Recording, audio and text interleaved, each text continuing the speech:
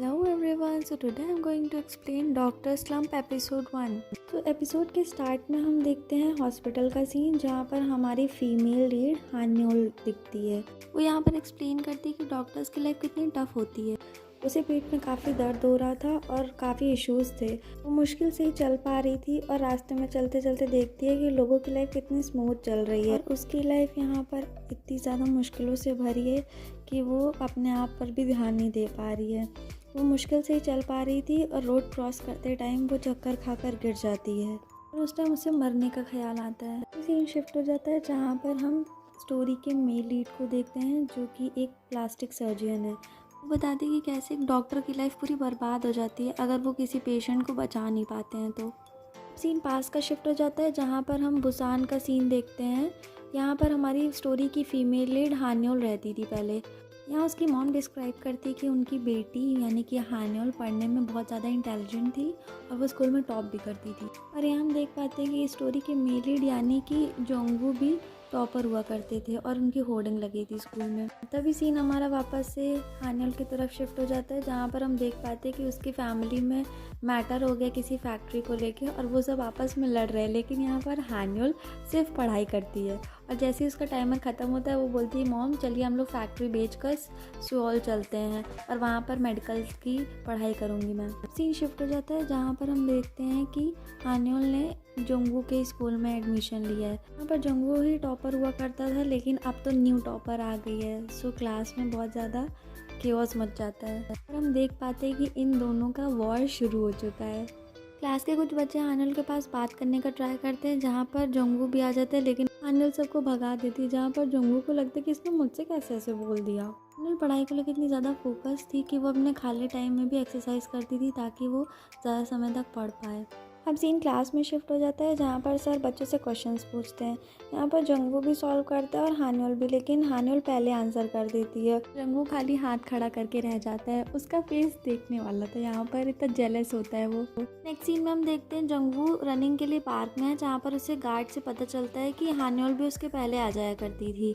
अब यहाँ पर उसके सर पे कंपटीशन का भूत चढ़ा था। वो हान्योल के पीछे भागने लगता है ताकि वो उससे आगे आ जाए लेकिन वो वहीं पे रुक जाता है। सोचने लगता है कि हमेशा हमारी लाइफ ऐसे नहीं चलती जैसा कि हम चाहते हैं। और यहाँ पर हान्योल के दिमाग में ये चल रहा था कि हम दोनों में से कोई एक ही मेडिकल स्कूल में जा सकता है।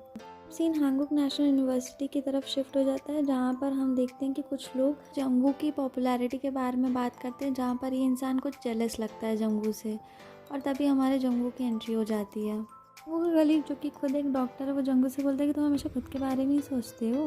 तो जोंगवू बोलता है कि नहीं मैं तो अपने दोस्तों के बारे में भी सोचता हूँ। फिर वो बोलता है कि तुम्हें तो पनिशमेंट मिलनी चाहिए लेकिन यहाँ पर उसको अवार्ड मिलता है और उसके दूसरे कलीग्स उस लड़के का मजाक उड़ाने लगते हैं। नेक्स्ट सीन में हम देखते हैं कि जोंगवू अपने ओल्ड स्कूल फ्रेंड्स के साथ ड्रिंक्स पी रहा है जहाँ पर वो अपने यूट्यूब के एडिटिंग स्किल्स के लिए अपने फ्रेंड्स को थैंक्स बोलता है। उसके फ्रेंड्स स्कूल रियूनियन के लिए उसको इनवाइट करते हैं जहाँ पर बताते हैं कि हान्योल भी आएगी। जोंगवू बताता है कि मैंने सुना था कि उसने अपने स्कूल एग्जाम में मैसअप कर दिया था बट बहुत इंटेलिजेंट थी तो वो अपनी लाइफ में अच्छा ही कर रही होगी। लेकिन तभी हम देखते हैं कि हान्योल को उसके सीनियर से डांट पड़ रही थी क्योंकि उनका थीसिस हान्योल की वजह से ख़राब हो गया था। बाद में हमें पता चलता है कि वो थीसिस उनके खुद की वजह से ख़राब हुआ था। वो ब्लेम सिर्फ हान्योल के ऊपर डालते हैं।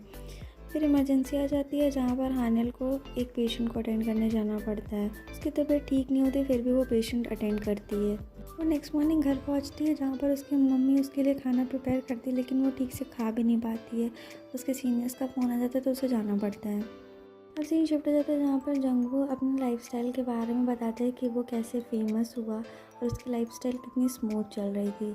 लेकिन तभी एक ऐसा इंसिडेंट हो जाता है जिसकी वजह से उसकी लाइफ पूरी उथल-पुथल हो जाती है। हान्योल को देखते हैं जहाँ पर उसे काफ़ी ज़्यादा पेट में दर्द हो रहा है लेकिन तभी उसके फ्रेंड का फ़ोन आ जाता है और वो लंच के लिए बुलाती है। वो मान जाती है। तभी वो रोड क्रॉस करते हुए अपने फ्रेंड के पास जा ही रही होती है कि सामने से ट्रक आ जाता है और वो बेहोश होकर गिर जाती है वहीं पर ही।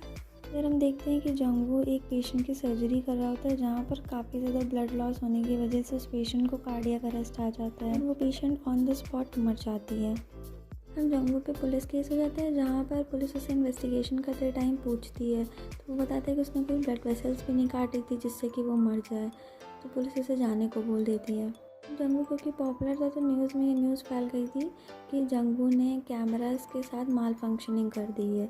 यहाँ जंगू को कोई फंसा रहा था। अब नेक्स्ट डे कोर्ट हियरिंग में जंगू पहुँच जाता है, जहाँ पर हम दूसरे सीन में देखते हैं कि जो फ्रेंड जंगू से पहले जेलस हो रहा था वो भी उसके लिए फ़िक्र करता हुआ दिखता है। कोर्ट में जंगू के साइड से कुछ एविडेंस पेश किए जाते हैं और अपोजिट पार्टी की तरफ से, जहाँ पर अपोजिट पार्टी की तरफ से जंगू को फंसा दिया जाता है। ये फेक एविडेंस बना देते हैं और नाम देते हैं कि जंगू ने नेग्लिजेंस किया है।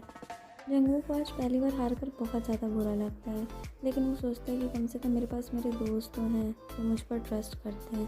लेकिन जब वो अपने फ्रेंड्स के पास पहुंचता है तो उसकी ये जानकर कि उसके ऊपर कई बिलियन वॉन्स का फ़ाइन आ गया है, उसके फ्रेंड्स भी उससे नफरत करने लगते हैं। तो जंगू का कलीग जो खुद एक डॉक्टर था, वो जंगू के पास आकर बोलता है कि तुम्हें स्ट्रॉन्ग रहना पड़ेगा। जंगू को काफ़ी सारे डॉक्टर्स का नाम बताता है जो खुद एक लॉसूट्स लड़ चुके हैं।